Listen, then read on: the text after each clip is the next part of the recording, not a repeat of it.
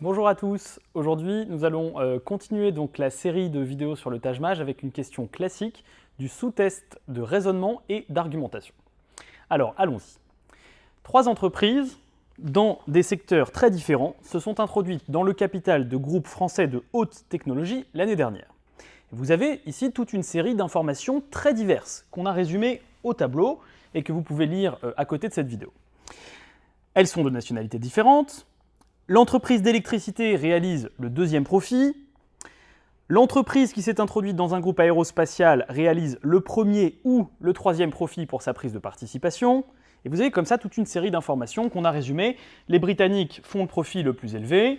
Les Portugais investissent dans le groupe de télévision. Et enfin, l'entreprise d'automobile se lance dans l'informatique. Alors, quand vous avez un texte comme ceci qui contient de très nombreuses données, là, le secret, si vous voulez, pour réussir ce genre de questions, c'est de structurer de façon très précise les données qui vous sont données. Parce que si on commence à formuler un certain nombre d'hypothèses, alors est-ce que ça pourrait être par exemple ceux qui sont dans l'aérospatial, qui sont troisième, ou bien peut-être les Britanniques qui seraient dans l'informatique, qu'est-ce qui se passerait, etc. On va relire le texte très souvent, et du coup on va se perdre en hypothèses, en conjectures. Bien sûr, ici on vous propose une série de solutions. Par exemple, est-ce que c'est le groupe de télévision qui s'est lancé dans le commerce? Est-ce que les Portugais n'ont pas investi dans l'aérospatial? Ce genre de choses. Bien sûr, ici, on pourrait tester les réponses. Cette méthode n'est pas la bonne, puisque vous allez, en fait, en testant les réponses, obtenir toute une série de suppositions, de déductions logiques, et ça ne vous donnera pas, finalement, la solution. Alors, la solution, nous l'avons dit, c'est de structurer cette information. Vous avez, en fait, déjà 4 informations dans ce texte. Vous avez des secteurs d'origine, vous avez des secteurs cibles, l'aérospatial et l'informatique, et ça vous l'observez puisque l'entreprise d'automobile se lance dans l'informatique. Vous avez également 2 autres paramètres, vous avez des entreprises d'électricité, de télévision, vous avez des entreprises britanniques, vous avez des entreprises portugaises, etc. Et enfin, vous avez le numéro du profit. Donc finalement, le secteur d'origine, la nationalité, et le numéro de profit. Première chose, identifier les différents types de données auxquels vous êtes confrontés. Deuxième étape, parce qu'une fois qu'on a vu ça, on est surtout en présence de données très complexes et très différentes, donc on se demande comment on va pouvoir travailler avec ça. Alors, un bon outil pour faire ça, c'est de placer dans un tableau à double entrée les données principales de votre problème. Alors allons-y, essayons de voir quelles sont les données principales et quelles sont les données secondaires. On pourrait prendre comme données principales, par exemple, la nationalité. Et nous avons ici des Britanniques, des Portugais et une troisième nationalité qu'on ne connaît pas puisqu'on nous parle de 3 groupes de nationalités différentes. Et puis, deuxième information que nous pouvons mettre ici dans le tableau, eh bien, le secteur d'origine, l'électricité, l'automobile. Ce sont 2 secteurs qui sont précisés. Et enfin, le secteur de la télévision. Pourquoi est-ce que je choisis ces secteurs-là ? Pourquoi je choisis finalement de faire un tableau avec électricité, automobile, télévision? Eh bien, tout simplement parce que le numéro de profit, par exemple, c'est quelque chose que je pourrais rajouter un petit 1 quelque part dans une case, ça ne devrait pas prendre trop de place. Si au contraire, en colonne, je mets 1, 2, 3, il va falloir que je remplisse dans les cases automobile, informatique, ça risque d'être plus difficile. Donc, a priori, 2 informations principales. Et alors, une question qu'on peut se poser légitimement, c'est comment on va stocker toutes ces données? Eh bien, il va falloir stocker toutes ces données dans le tableau au fur et à mesure de la lecture. Allons-y. L'entreprise d'électricité réalise le deuxième profit. Nous savons que les électriciens sont deuxièmes. On ne sait pas s'ils sont ici, là ou là, mais on peut tout de suite placer un petit 2 comme ceci sur la colonne électricien. Continuons. L'entreprise qui s'est introduite dans l'aérospatial réalise le premier ou le troisième profit. Ici, tout de suite, on est embêté. Ça va vous arriver lors de ce test, puisque l'entreprise qui s'est introduite dans le secteur aérospatial, on ne peut pas le savoir tout de suite. On ne peut pas savoir tout de suite quel est son secteur d'origine, ni quelle est sa nationalité.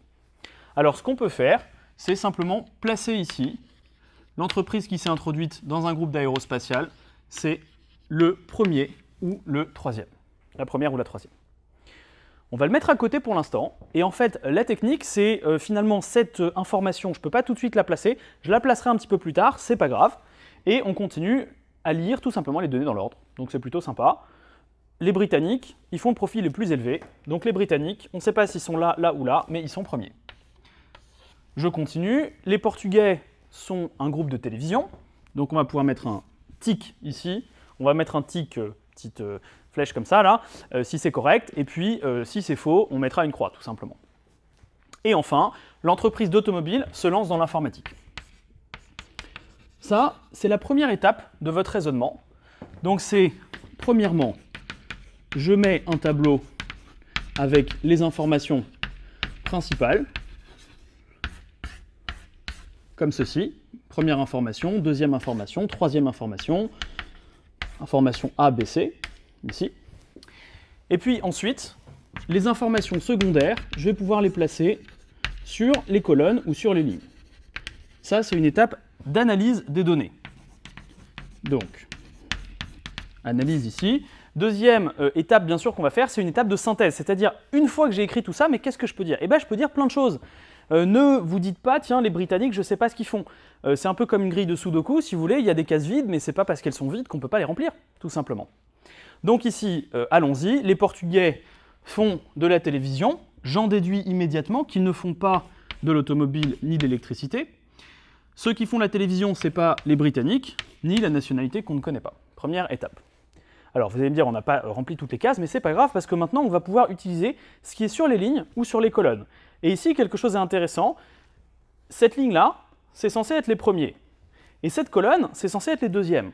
Donc tout de suite, on se dit, mais il y a une incompatibilité ici au niveau de cette case, puisque si les Britanniques faisaient l'électricité, ils seraient à la fois premiers et deuxièmes. Pas possible.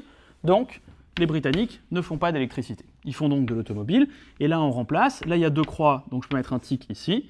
Et je vais mettre une croix ici. Vous voyez que finalement, on a déjà obtenu pas mal d'informations. Alors, essayons d'aller encore plus loin dans l'analyse. Ceux qui sont premiers sont les Britanniques, qui font de l'automobile. Donc le 1 qui est en ligne ici, vous allez pouvoir le reporter en colonne. Hein. C'est bien les Britanniques qui sont les automobilistes, visiblement, si on peut dire, qui sont premiers. Vous avez un 1 ici. Alors je peux faire la même chose sur le 2, bien sûr, hein, que je peux reporter ici. J'ai un 1 et un 2, donc le troisième, c'est la dernière colonne, que je peux à mon tour reporter. Je reporte aussi, ceux qui font de l'informatique, c'est les premiers, donc ils sont ici. Et il ne vous a pas échappé que nous avions une information que nous n'avions pas réussi à placer, mais que nous pouvons placer maintenant. Allons-y, aérospatial, c'est premier ou troisième. Les premiers se lancent dans l'informatique, donc ceux qui se lancent dans l'aérospatial sont troisième. Et on peut reporter ça ici. Il nous reste un dernier secteur, et là, petite difficulté, c'est un peu comme la nationalité ici. Le troisième secteur cible, on ne vous le donne pas. Alors ça peut faire l'objet d'une certaine confusion, parce que finalement, on a l'impression qu'il y a 5 secteurs. Non, non, si on lit bien l'énoncé, ce sont des nationalités différentes, des entreprises dans des secteurs différents, qui investissent à leur tour dans des secteurs nouveaux qui sont différents. Voilà, donc vous voyez qu'à partir de là, vous avez finalement toute l'information nécessaire qui apparaît sous vos yeux, et c'est en fait extrêmement efficace comme méthode, cette méthode du tableau à double entrée. Donc je vous conseille vivement de vous l'approprier, et face à un exercice de ce style, à penser tout de suite à mettre les informations sous la forme d'un tableau. Une fois qu'on a fait le tableau, eh bien, il ne nous reste plus qu'à lire les questions. Parmi ces 5 propositions, quelle est la seule qui soit juste? Première information, l'entreprise britannique est dans le secteur de l'automobile. On ouvre les yeux et on voit que ça marche. Deuxième information, l'entreprise qui réalise le plus faible profit, deuxième proposition, pardon, est celle qui a investi dans l'informatique. On s'aperçoit que ça ne marche pas. Le deuxième profil, il a investi dans un secteur qui n'est pas l'informatique, visiblement, etc. Je vous laisse faire les vérifications qui s'imposent pour la suite. Finalement, quand vous avez un énoncé comme ceci à retenir, même si vous avez 2, 3 ou 4 informations, on a l'impression que le tableau, ça ne va pas marcher parce que ça va faire 2 infos. En réalité, le tableau va fonctionner dès lors que vous mettez 2 informations principales et les informations secondaires, vous allez les placer sur les colonnes du tableau ou sur les lignes du tableau.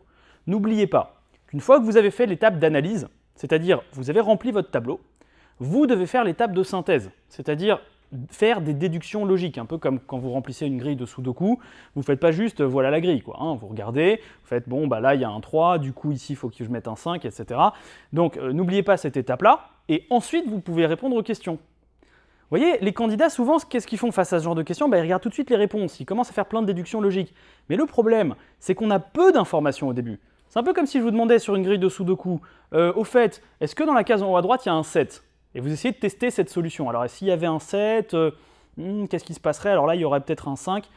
C'est pas comme ça qu'on résout une grille de Sudoku. Qu'est-ce qu'on fait? D'abord, on essaye de faire tout un tas de déductions logiques, et puis ensuite, une fois qu'on a avancé, plus on a mis d'informations dans la grille, plus on a pu faire des déductions et plus on va pouvoir évidemment répondre facilement aux questions posées.